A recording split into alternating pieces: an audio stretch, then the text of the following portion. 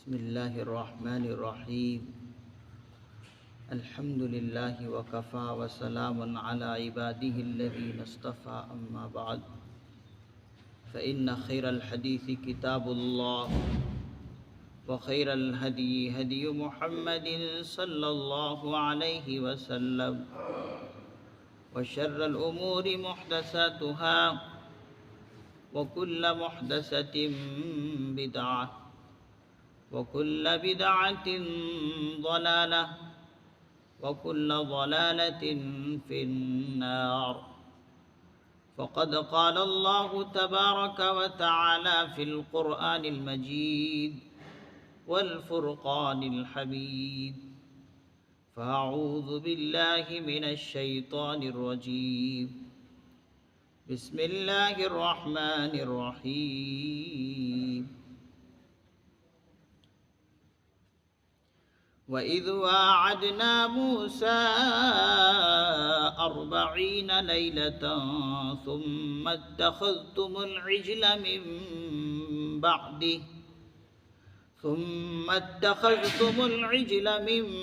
بَعْدِهِ وَأَنْتُمْ ظَالِمُونَ. ثُمَّ عَفَوْنَا عَنْكُمْ مِنْ بَعْدِ ذَلِكَ لَعَلَّكُمْ تَشْكُرُونَ. وَإِذْ آتَيْنَا مُوسَى الْكِتَابَ وَالْفُرْقَانَ لَعَلَّكُمْ تَهْتَدُونَ. وَإِذْ قَالَ مُوسَى لِقَوْمِهِ يَا قَوْمِ إِنَّكُمْ ظَلَمْتُمْ أَنفُسَكُمْ باتخاذكم العجل فتوبوا إلى بارئكم فاقتلوا أنفسكم ذلكم خير لكم عند بارئكم فتاب عليكم إنه هو التواب الرحيم. وَإِذْ قُلْتُمْ يَا مُوسَىٰ لَن نُّؤْمِنَ لَكَ حَتَّىٰ نَرَى اللَّهَ جَهْرَةً فَأَخَذَتْكُمُ الصَّاعِقَةُ وَأَنْتُمْ تَنظُرُونَ. صدق اللہ العظیم.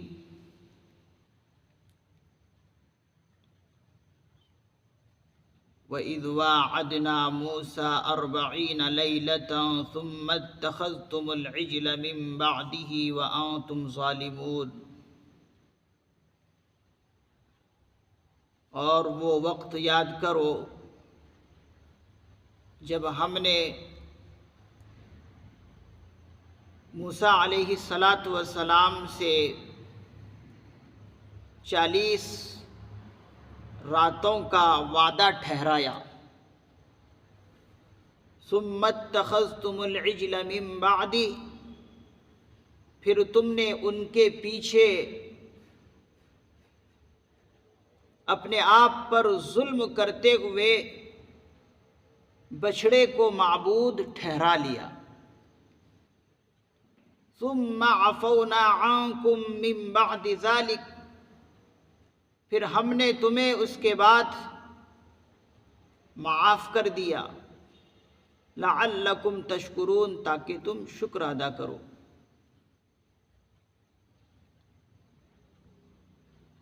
ان آیات مبارکہ میں اللہ رب العزت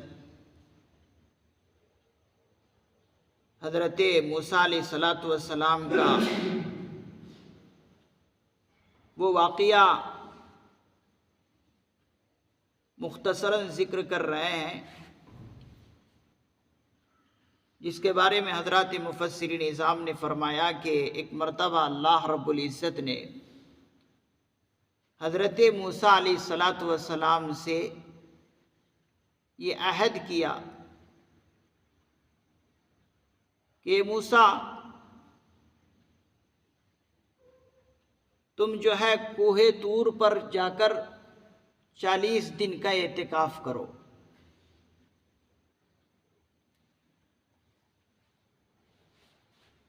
حضرات مفسرین اعظام نے فرمایا کہ جب حضرت موسیٰ علیہ السلام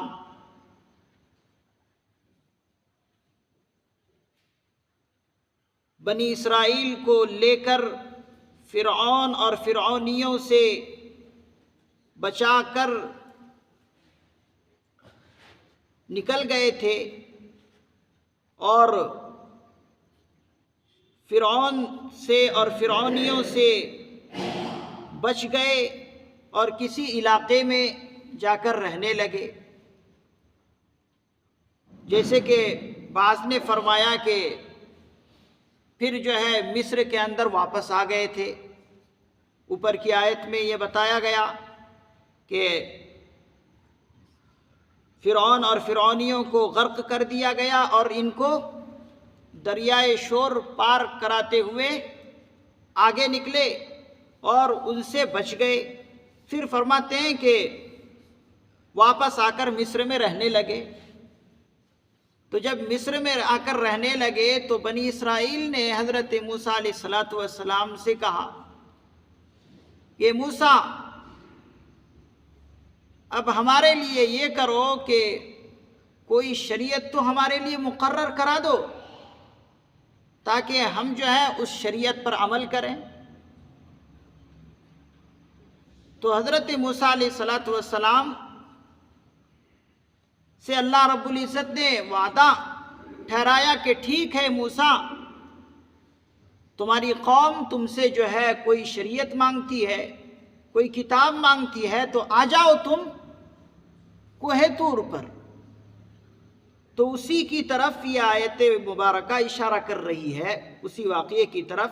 تو اللہ نے ان کو کوہ طور پر 40 دن کے لیے، شروع میں 30 دن کے لیے بلائے تھے، پھر جو ہے 10 دن اور اضافہ کر کے 40 دن حضرت موسیٰ علیہ السلام وہاں پر رہے. اور وہاں پر رہے کس طرح؟ حضرات مفسر نظام نے فرمایا کہ روزے کی حالت میں 30 دن حضرت موسیٰ علیہ السلام گزارے.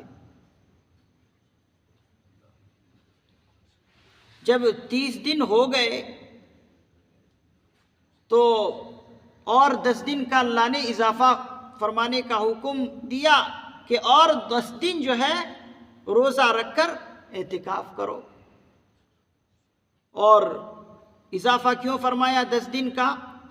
حضرات مفسر نظام نے فرمایا کہ روزے کی حالت میں انسان کے منہ سے ایک رائحہ یعنی جو ایک منہ سے باس آتی ہے، ایک قسم کی جو باس آتی ہے، وہ اللہ کو بہت زیادہ محبوب ہے. جیسے کہ ہم رمضان میں روزے رکھتے ہیں، ہمارے منہ سے جو وہ باس آتی ہے، دن بھر پیٹ خالی ہونے کی وجہ سے، اندر کچھ نہ جانے کی وجہ سے معدے سے ایک طرح کی باس نکلتی ہے، تو وہ باس، وہ بو جو ہے اللہ رب العزت کو بہت زیادہ محبوب ہے. تو اللہ نے اس رائحہ کو، اس بو کو اور زیادہ ان کے اندر اضافہ کرنے کے لیے 10 دن کا حکم دیا کہ اور 10 دن اے موسیٰ یہاں پر رہو اور اس طرح سے 40 دن کا اعتکاف کرو. تو اسی درمیان میں اللہ رب العزت نے ان کو تورات نامی کتاب بھی عطا فرمائی کوہ طور پر. لیکن ہوا یہ کہ جب یہ چلے کوہ طور پر تو پیچھے سے ان کی قوم نے یہ کیا کہ ان کے پیچھے، یعنی ان کے یہاں سے جانے کے بعد ان کی قوم نے یعنی بنی اسرائیل نے ایک بچڑے کو ہی معبود ٹھہرا لیا، یعنی شرک میں مبتلا ہو گئے. وہ کس طرح؟ حضرات مفسر نظام نے اس کے بارے میں فرمایا کہ ایک سامری نامی شخص تھا جو جادوگر تھا. اسی قوم میں ایک سامری نامی شخص تھا جو جادوگر تھا. اس نے یہ کیا کہ ایک بچڑے کا قالب بنا کر، اس کا دھڑ بنا کر، اس کے اندر جو ہے اس طرح سے اس کو بنایا. بعض نے فرمایا کہ وہ یا تو چاندی یا سونے کا بنا ہوا بچڑا تھا، اس کے اندر سے ایک طرح کی آواز آتی تھی. اس بچڑے کے اندر سے ایک طرح کی آواز آتی تھی، اور اسی آواز کو یہ سامری طرح طرح کی باتیں کہہ کر کہا کہ یہی تمہارا معبود ہے، اسی کی تم پرستش کرنے لگو، اسی کی پرستش کرو۔ تو اس طرح سے بنی اسرائیل کے بہت سارے لوگ جو ہیں اس بچڑے کی پرستش کرنے لگے۔ حضرت موسیٰ علیہ السلام ابھی قوم میں نہیں ہیں، کوہ طور پر جا کر۔ بعض روایتوں کے اندر آتا ہے کہ یہ جو آواز آنے کی جو خصوصیت اس بچڑے کے اندر تھی وہ کیوں تھی؟ روایتوں کے اندر آتا ہے کہ حضرت جبرائیل علیہ السلام کے گھوڑے کے ٹاپ کے نیچے سے وہ مٹی اس سامری شخص نے کسی وقت اٹھا لیا تھا، اور اس مٹی کے اندر یہ خاصیت تھی کہ اس مٹی کو اس بچڑے کے قالب میں رکھا، قالب بنا کر، دھڑ بنا کر اس کے اندر رکھ دیا، جس کی وجہ سے یہ آواز اس بچڑے سے آتی تھی۔ تو بنی اسرائیل سمجھے کہ یہ کوئی عجیب و غریب چیز ہے، لہٰذا اسی کی پرستش کرنی چاہیے، تو اس طرح سے پرستش کرنے لگے۔ اور بعض روایتوں کے اندر آتا ہے کہ خود بنی اسرائیل نے کہا کہ ہمیں شریعت چاہیے، اور اس کے لیے آپ جو بھی ہمارے پاس لے کر آئیں گے وہ معتبر نہیں ہوگا، بلکہ آپ ہمارے 70 آدمی لے کر کوہ طور پر جائیں، تاکہ آپ پر کیا نازل ہوتا ہے، کون سی کتاب ہے، کیا آپ کلام کر رہے ہیں، معلوم ہو ہمیں۔ تو بعض نے فرمایا کہ 70 آدمی ان کے گئے حضرت موسیٰ علیہ السلام کے ساتھ۔ تو انہوں نے جو یہ کام کیا یہ بہت غلط کیا تھا کہ ایک بچڑے کو انہوں نے معبود ٹھہرا لیا، وہ بھی حضرت موسیٰ علیہ السلام کے غائبانہ۔ اسی کو فرمایا وَأَنْتُمْ ظَالِمُونَ، تم اپنے آپ پر ظلم کرتے ہوئے تم نے بچڑے کو معبود ٹھہرا لیا، معبود تجویز کر لیا۔ پھر اس کے بعد اللہ رب العزت فرما رہے ہیں ثُمَّ عَفَوْنَا عَنْكُمْ مِنْ بَعْدِ ذَلِكَ، پھر ہم نے تم سے اس کے بعد تمہیں معاف کر دیا۔ یعنی پھر جو ہے ان کو اپنی غلطی نظر آئی اور اپنے غلطی پر پچھتاوا ہوا، انہوں نے اللہ کے سامنے توبہ کی۔ تو اللہ رب العزت نے فرمایا کہ اتنی بڑی غلطی کرنے کے بعد جب تم نے ہم سے معافی مانگی، توبہ استغفار کیا، تو ہم نے تمہیں معاف کر دیا۔ انسان شرک کرے اور شرک کرنے کے بعد سچے دل سے توبہ کر لے، اب آئندہ نہ کرنے کا وہ عزم اور ارادہ کر لے، عزم مصمم کر لے، اور اپنے کیے ہوئے گناہ پر پچھتاوا ہو اور آئندہ نہ کرنے کا بھی وہ عزم کرے، تو پھر اللہ رب العزت شرک کو بھی معاف کر دیتے۔ شرط یہ ہے کہ وہ معافی مانگ لے۔ اسی کو فرمایا لعلکم تشکرون، ہم نے کیوں معاف کیا؟ تاکہ تم شکر گزار بنو، تاکہ تم اتنی بڑی غلطی کرنے کے بعد اللہ نے جو یہ تم پر فضل کیا کہ تم نے معافی مانگی اور اللہ نے معاف کر دیا، تو تم شکر ادا کرو۔ وَإِذْ آتَيْنَا مُوسَى الْكِتَابَ وَالْفُرْقَانَ لَعَلَّكُمْ تَهْتَدُونَ، اور وہ وقت یاد کرو کہ جب ہم نے موسیٰ علیہ السلام کو کتاب عطا کی، والفرقان، اور حق اور باطل میں امتیاز بخشا، حق اور باطل میں امتیاز بخشا، لعلکم تہتدون، تاکہ تم راہ راستے پر آ جاؤ۔ تو حضرت موسیٰ علیہ السلام کو تورات نامی کتاب عطا کی گئی، یہ اللہ رب العزت کی طرف سے بہت بڑی نعمت، اور وہ فرقان کہ تم حق اور باطل کو پہچاننے لگے، وہ چیز بھی اللہ نے تمہیں بخشی۔ کیوں؟ تاکہ تم راہ راستے پر آ جاؤ۔ وَإِذْ قَالَ مُوسَىٰ لِقَوْمِهِ يَا قَوْمِ إِنَّكُمْ ظَلَمْتُمْ أَنفُسَكُمْ بِاتِّخَاذِكُمُ الْعِجْلَ فَتُوبُوا إِلَىٰ بَارِئِكُمْ۔ اور وہ وقت یاد کرو کہ جب حضرت موسیٰ علیہ السلام نے اپنی قوم سے کہا، لِقَوْمِهِ،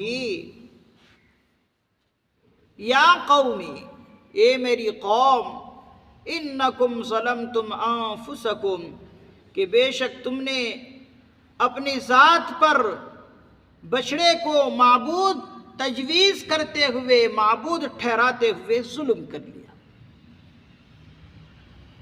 اپنی قوم سے کیا کہہ رہے ہیں حضرت موسیٰ علیہ السلام؟ اے میری قوم، تم نے اپنی ذات پر، اپنے نفس پر بچڑے کو معبود تجویز کر کے ظلم کیا ہے۔ اب اس ظلم سے نکلنے کے لیے، اب اللہ کی ناراضگی سے بچنے کے لیے، اللہ کے غضب سے بچنے کے لیے اب کام یہ کرو، فَتُوبُوا إِلَىٰ بَارِئِكُمْ، بس اب تم سب کے سب اپنے پروردگار کے سامنے توبہ کرو۔ فَاقْتُلُوا أَنفُسَكُمْ، اور تم سب اپنے آپ کو قتل کر لو۔ ذَلِكُمْ خَيْرٌ لَكُمْ عِنْدَ بَارِئِكُمْ، یہ تمہارے حق میں، تمہارے رب کے نزدیک، تمہارے پروردگار کے نزدیک بہتر ہے۔ فَتَابَ عَلَيْكُمْ، بس اللہ نے تمہاری توبہ قبول کر لی۔ إِنَّهُ هُوَ التَّوَّابُ الرَّحِيمُ، اس لیے کہ وہ بہت زیادہ توبہ قبول کرنے والا ہے، الرحیم، بہت رحم کرنے والا ہے۔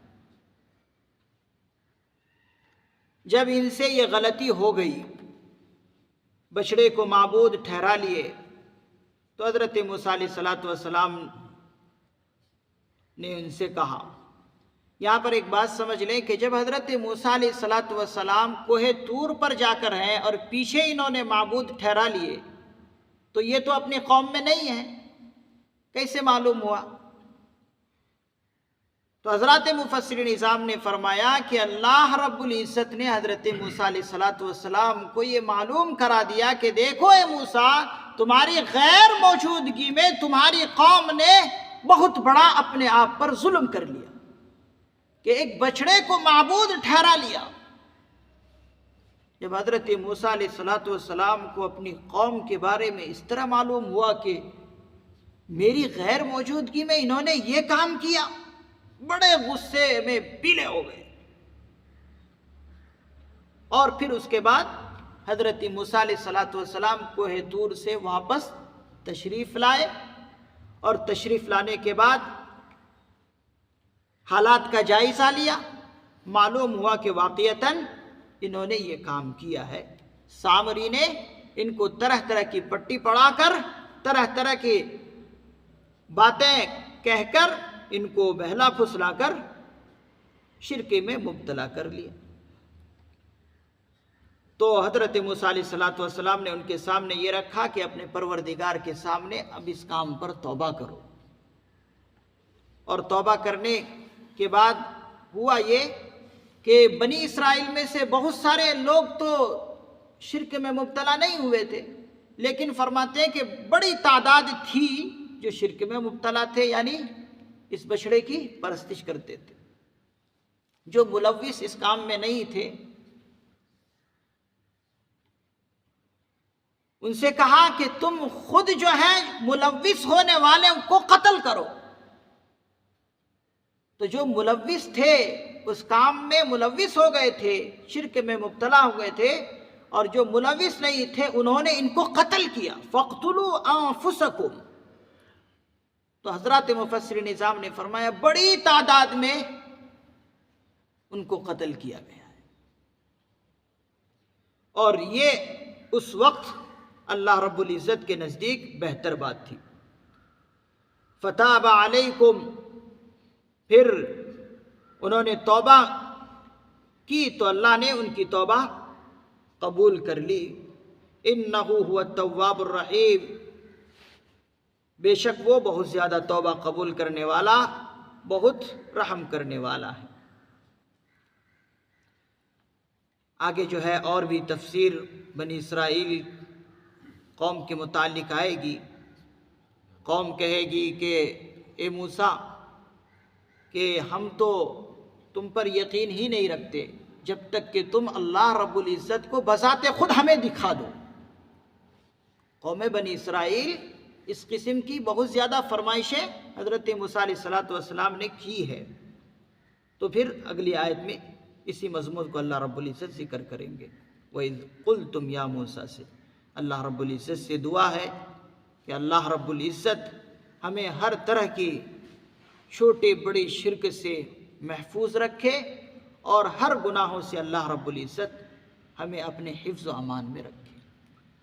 سبحان اللہ و بحمدہ، سبحانک اللہم و بحمدک، ونشہد ان لا الہ الا انت ونستغفرک ونتوب الیک۔ سبحان ربک رب العزت عما یصفون وسلام علی المرسلین والحمد للہ رب العالمین۔